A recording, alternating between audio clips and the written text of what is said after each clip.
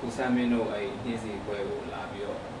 မေးမြန်းတာပါအခုဒီအမေရိကပေါ့နော်ပထမဆုံးခီးဆိုတာကျွန်တော်တတိယဟုတ်တတိယဟုတ်ဆိုတွေ့တော့တော်ရှိပြီးသားပဲဟုတ်တတိယဆိုတော့အရင်တော့ကတော့နှစ်ခေါက်ပေါ့အဲ့ဒါတော့ဒီ LA ပဲမဟုတ်ဘူး Europe ပဲဟုတ်ကဲ့ Europe ကိုနှစ်ခေါက်ရှိပြီ San Francisco Europe နှစ်ခေါက်အဲ့ဒီအခုကကျွန်တော်ဆုံးတစ်ခေါက်ပေါ့သုံးခေါက်သုံးခေါက်မြတ်အစုံစိမ့်တော့ပေါ့အခုနှင်းစီပွဲမှာကိုဆမ်းမင်းကအနေနဲ့တောင်းနေတာနော်ဘာတွေပေါ့နော်ဘာတွေကဏ္ဍအနေပါဝင်ဆောင်ရတဲ့ဆိုတာပြောပြပေးပါသူဒီလိုပေါ့ကျွန်တော်တို့ခေါ်တော့ကတော့နေ့စီအဖွဲသားတွေပုံစံခေါ်တာပေါ့ဒါပေမဲ့နေ့စီအဖွဲလို့တော့ပုံစံတော့ရောက်လာမဟုတ်ဘူးသူက selection နေနေရောက်လာတဲ့ပုံစံပြောမှာပေါ့နော်ဟုတ်ကဲ့ပါအားကြောင့်လည်းဆိုတော့ဟိုနေ့စီအဖွဲသားတွေဆိုတော့အများကြီးပဲလေ9ယောက်10ယောက်လောက်ရှိတယ် tracker ဦးမျိုးမင်းပေါ့ဦးမျိုးမင်းက leader ဆိုတော့အခုကအဲ့လိုမဟုတ်ဘဲနဲ့ကျွန်တော်တို့ကကိုကျော်ဘူရဲ့ကျွန်တော်ရဲ့ကိုထွန်းထွန်းရဲ့ပြီးတော့မဂျင်းနီရဲ့အဲ့၄ယောက်လိုက်လာကြတော့ဆိုတော့တယောက်ချင်းစီအင်အားတွေနဲ့ပေါ့နော်ဘောလေးတစ်ခွက်ပြအောင်လုပ်ပေးလိုက်တဲ့သဘောပါကျွန်တော်ယူထားတောင်းဝင်တော့ဟိုနော်ကပြရေးပိုင်းကျွန်တော်တောင်းယူထားတယ်ပေါ့ဟုတ်ကဲ့အဲ့ဆိုရင်နော်ဒီတစ်ခေါက်ကတော့ဟိုတော်တော်လေးစီစီကာတိုက်ပြပြမြဲဟိုပေါ့လေလူအင်အားနေပြီမဲ့အကောင်းဆုံးစူးစမ်းလုပ်ကြတယ်ပေါ့နော်ဒီပါတော့လေမြန်မာနုပညာကိုချပြချင်တာလည်းပါပါတော့ချပြချင်တယ်ဆိုတော့အဲ့နုပညာလည်းအဆင်ပြေအောင်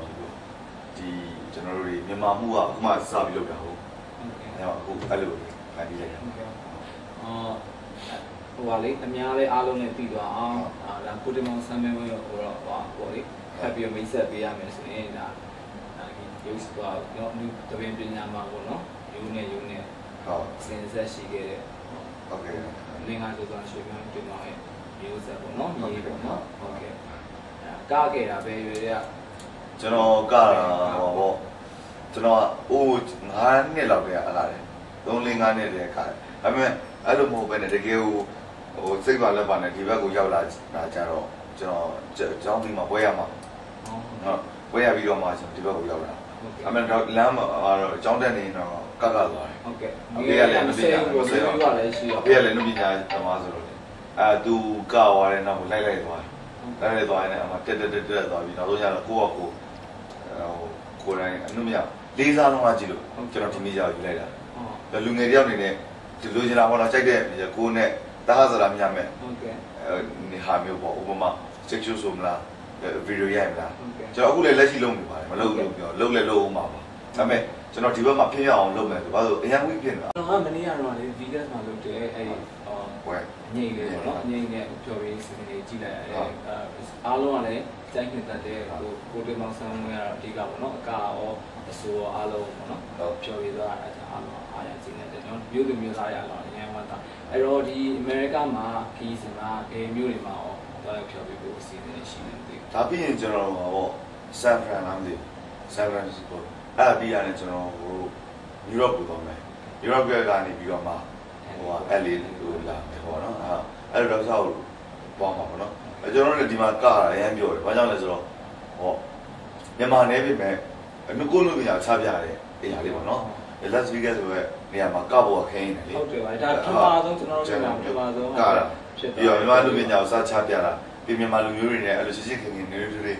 လုပ်လိုက်ရတာဆိုတော့အရန်ကိုအတွက်လည်းအရန်ကောင်းတယ်မနေ့ကပွဲလေးအတွက်လည်းအချိန်အများကြီးရပါတယ်အားလုံးကလေအားလုံးကပွဲစဉ်ကအချိန်ကတော်တော်ကြီးကြာသွားပါတယ်တို့တို့အကြောင်းမျိုးကြောင့်ဒါပေမဲ့လေအားလုံးစိတ်ရှိတဲ့ချိန်နဲ့မအီပဲနဲ့ပေါ့နော်ဟုတ်ကဲ့တွေးလဲပြီးပြောပါပါနဲ့စိတ်ဝင်စားနေအားလုံးကြည့်ပေးတယ်ကျွန်တော်တို့လည်းအရန်ပေါ့နော်အားလုံးရဲ့ကိုစား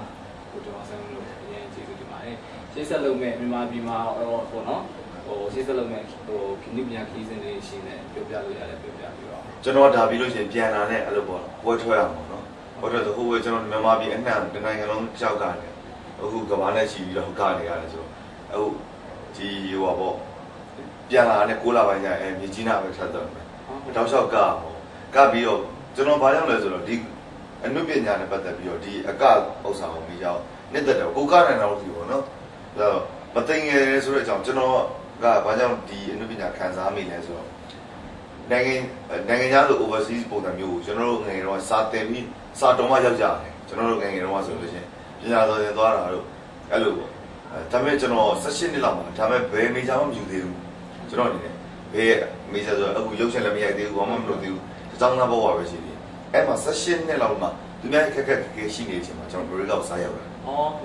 အဲ့လိုပေါ့နော်သူများတွေမသွားရသေးတဲ့အချိန်မှာကျွန်တော်စားရောက်တယ်ဘာနဲ့စားရောက်လဲဆိုကျွန်တော်အကနေစားရောက်တယ်2လ3လလောက်စားရောက်တော့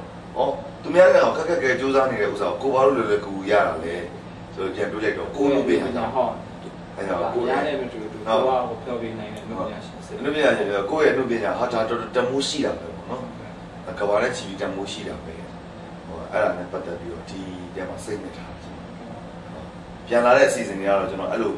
ရုပ်ရှင်ကားလေးရိုက်မလို့စီစဉ်ရှိပါတယ်ပြီးတော့အဲ့ဒီဇက်ကိုလည်းကောက်တယ်နေ့ပတ်အဲ့လိုရမ်းနေ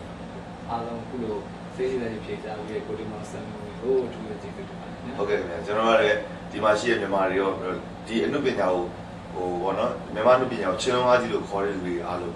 ကျေးဇူးများတယ်ဟုတ်မင်္ဂလာပါပါဗျာဒီကမှာပါပေါ့နော်သူကနုပညာရှင်တွေ Vegas လာဆိုပြီးလည်း America လည်းလာတယ်ဆိုတော့အဲ့ဒီပေါ့နော်ဟုတ်ကဲ့ဒီတော့ဒီခံစားမှုတွေစီစဉ်နေပြီကွာကျွန်တော်တို့ဒီမှာတလားကြာမယ်New York နဲ့ San Franciscoများမှာကျွန်တော်တို့တူဖို့ရှိတယ်ဟုတ်ပြီမယ်ဒါကြိုင်နဲ့ကျတယ်ဒီလိုကြမယ်ဒါပေမဲ့ခောက်လာတော့လူဆုံးလို့ပြောလို့ရပါတယ်ကျွန်တော်ဒါ new ဒီပေါ်ရနေတာမှာလူဆုံးဆိုပေမဲ့လည်းကျွန်တော်ဒါတော့ကောင်းနေပါတယ်ဒီလိုတော့ကနေအောင်လည်းကြိုးစားမယ်ဒါအားဖြင့်ကျွန်တော်တို့ရှိနေတဲ့မှာဒီမှာအားလုံးပြောရှင်ကောင်းအောင်ကျွန်တော်ဒီပေါ်ဆက်နေဝင်ရချင်းပြီးတော့ကျွန်တော်ကတော့ကျွန်တော်ဟာတာပေါ်တော့ဒီပေါ်ဆက်နေတာဒီမှာဒီရှိုးနေတယ်ချင်းနေဆိုဒီဘက်ကဒီတော့လဲဆိုတော့ဒီကိုကျိုးနဲ့လည်းပထမဆုံးပွဲမှာပထမဆုံးမှာပထမဆုံး trip ပါကလမတ်ချက်ဒီရားနေပေါ့နော်ဒီပွဲတော့ငယ်သေးတော့ပွဲတောင်းတာပါနေဆိုင်တယ်ဒါတော့အဲ့တော့ပါလေပါပြန်သွားရင်တော့ဘာစီစဉ်ဆက်လုပ်ဖို့ရှိတယ်ဘုံမှာတော့တရားထိုးရမယ်ဆိုတော့ကျွန်တော်တို့တော့ပြထုတ်မယ်ပေါ့ superstar ဆိုတော့ကိုရောပေါ့ကိုရောပါအဲ့ဒါဆိုတော့ကျွန်တော်ကဒီလိုလာတဲ့အချိန်မှာထွက်မှာဒါပေမဲ့ဒီမှာတလားကျွန်တော်ဆက်လိုက်ရတယ်ရောရောက်တော့ထွက်အောင်ဟုတ်ကဲ့အဲ့လေးပေါ့ကျွန်တော်ရက်ပါအဲ့လေးတော့ဖြန့်နေတယ်ဒီတောင်စင်ကျော်ဒီလိုပဲလောဘနဲ့ပါချင်းဒီဆုံးမိုင်းပေါ့မမရရမှာအခုလိုထိကြတဲ့ကိုထုံးနဲ့အားလုံးဒီကများကြီးကျွန်တော်လည်းဒီလက်လာပြီးကျေးဇူးတင်ပါတယ်ဒီမှာလည်းမင်္ဂလာပါဒီကတော့ဒီမှာတို့ဒီလိုလည်းကကျွန်တော်ဆက်ပြီးကြားလို့စားဖို့အဲ့ဒီရာရှိကပေးရရင်ဒီလိုမျိုးဖိတ်တယ်ဒီပေါ်တော့ဒါကနိုင်တယ်ပေါ့ဒါတော့ဒီစားပေါ့ဒီကုန်းလေးဒါညီမလေးအတွက်အမေရိကပြည်စင်ကဖြစ်မှာတော့ပြီးတယ်ဟုတ်ပါတယ်ဟုတ်အဲ့ဒါဖြစ်မှာဆုံးပါပဲအဲ့ဒါလာဖို့လုပ်ထားပြီးရဲ့နေ့ကတော့ဒီလိုတော့ဒီမှာပဲရောက်လာတယ်အခုဒါကိုလည်း Las Vegas လာပြီးတော့ဒီနေ့ကတော့ကိုနော်အောင်မြင်တဲ့ Vegas ပွဲလေးကျင်းပပြီးတယ်ဒါအမေရိကမှာပထမဆုံးချုပ်နေတဲ့ပွဲလေးပေါ့ဘလို့ခံစားရလဲအဲ့ဒါဆိုရင်အဲ့ဒါလည်းဆိုတော့ဒီမှာလည်းဆိုတော့ပေါ်တယ်ဒါပေမဲ့ဒါနေရာလေးကိုပြရတယ်ပေါ့နော်ဒါပေမဲ့ညရဆုံးပွဲလေးမှာကျတော့လုံးဝတားဆန်ဆန်ပုံစံလေးပေါ့နော်ဒါကြည့်ရပြရတယ်ဘယ်လိုနိုင်တဲ့ပုံစံပြတ်တယ်နေရာလေးပဲငယ်ဒါကူဝင်ဝင်ပြပြလိုက်နေတယ်ဒီပိတ်ဆိုတာအားပြီးတာဒီညာကြီးတော့ရှိရဲ့မျိုးလေးကိုချမ်းတဲ့တိုင်းလာတရားကိုချက်မှာနောက်ပွဲကြည့်သူရောကြည့်မှာဟုတ်လေဒီဘက်ကပါလို့ကြည့်တယ်ဟမ်ဒီဘက်ကပါပြီးတရားကိုချက်တရားပါတဲ့ plus လိုက်ဆိုတော့တရား20လောက်သွားမယ်ကြာအားပါရတယ်တရား20ကြည့်မှာဒီမှာ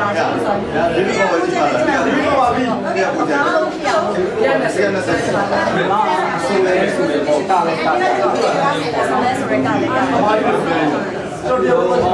ပါဒီနားနေတော့အမေကဒီမှာပါနေကြတယ်ဒီဆက်လက်လုပ်ကြအောင်လို့ဒီလိုတော့ပြပြတာဒီလိုမျိုးကြည့်မယ်လို့ပြောတာ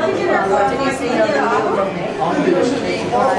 ချိန်ရတဲ့ဒီလိုမျိုးလေးတွေကျစနေစနေလာတယ်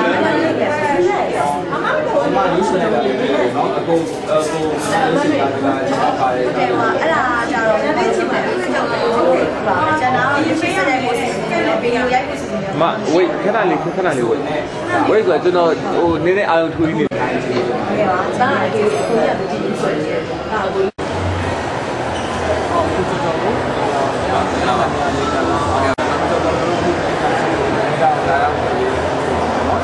အ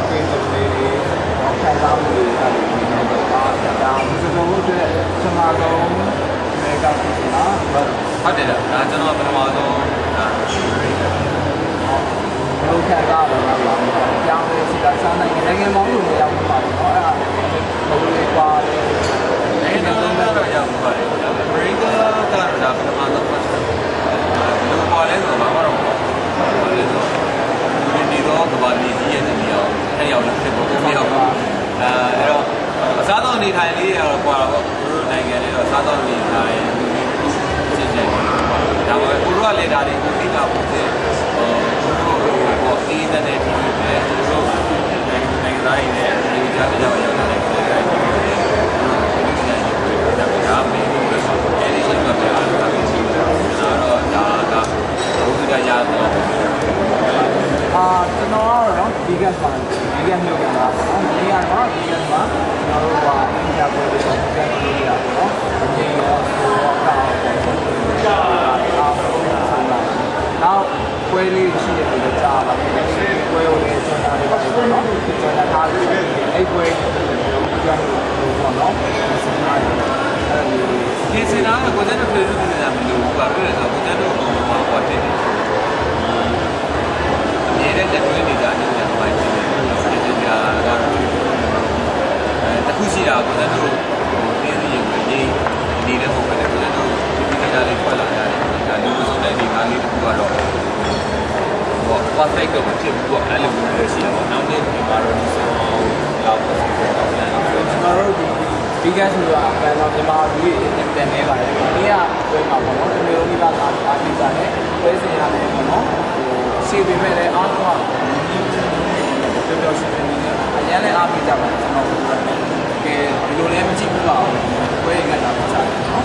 ဖိုကာလာတော့ဘုရားတို့ပြောလို့ရတယ်ဒီမှာစပ်ပြီးတော့လည်းဒီလိုဘာလဲဒီဆိုတာဆိုနေနော်အရင်အောင်ကြည့်လို့ကောင်းပါတယ်အဲ့ဒါတော့ကျွန်တော်ကလည်းပေါ့ဒီမှာရှိရဲ့ဘယ်ကမှရှိရဲ့ break back တွေရောဒီဘာလုံးမှရှိရဲ့ break back တွေပေါ့နော်ရှင်းပြီးတော့တော့ကြည့်နေတယ်ကိုကျန်လို့ရဲ့လုပ်ငန်းစဉ်လေးနော်ကျွန်တော်ကပြနေမှာ break back ကိုလည်းကိုကျန်လို့ပါလားပါလားကြည့်နေတယ်ဘာလဲဆိုတော့ကျွန်တော်တို့ကတော့ဒီမြန်မာပြည်နယ်ကတော့အေးတဲ့အတွက်ကျွန်တော်စဉ်းစားကြည့်ဒီကအားပေးမှချစ်ပြီးညတာပါဒီလိုဒီပညာရှိပြီးရှင်းလာပါတယ်အဲဒီအတွက်ကြောင့်ကျွန်တော်တို့ဒီပညာဘာတွေဆိုတော့ပြည်တဲ့တယ်လို့ပြောတော့စမားဒီပါရီကတော့ကျွန်တော်တို့စစ်ပေါ်ဆိုတော့ဒီချစ်ပြီးတဲ့ညာအတွက်လည်းကျွန်တော်စီကိုယ်တိုင်လာအားမပေးနိုင်တဲ့အတွက်ကျွန်တော်တို့ကပြည်တဲ့ဒီကိုလာပြီးတော့ဖြုတ်ပြကြတယ်အဲ့တော့လည်းပြည်ဖြစ်ပါတယ်အားပေးမှုခံရတဲ့အတွက်လည်းကိုယ်အလူပညာတွေလည်းကိုယ်ကိုယ်လိုပြည်တဲ့ဒီနဲ့အဲ့လိုထိတွေ့ရတယ်ကိုမိသားစုနဲ့ပြန်တွေ့ရလို့ခံစားပါတယ်အဲ့တော့အားလုံးနိုင်ငံမှာပဲဘယ်လိုအကြောင်းကြီးနဲ့ရောက်နေကြပါအားလုံးကျမ်းမာချမ်းသာကြပါစေဆန္ဒရစီပေးကြပါစေကိုမိသားစုဒီလိုပဲရှင်တဲ့ရတယ်အဲ့လိုဆိုတော့အားလုံးရဲ့ကိုယ်စားသူကျေးဇူးတင်ပါတယ်ဘာလို့မေးမလို့လားဟုတ်တယ်ဟုတ်တယ်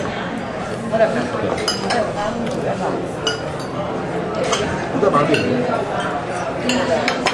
ဟုတ်လား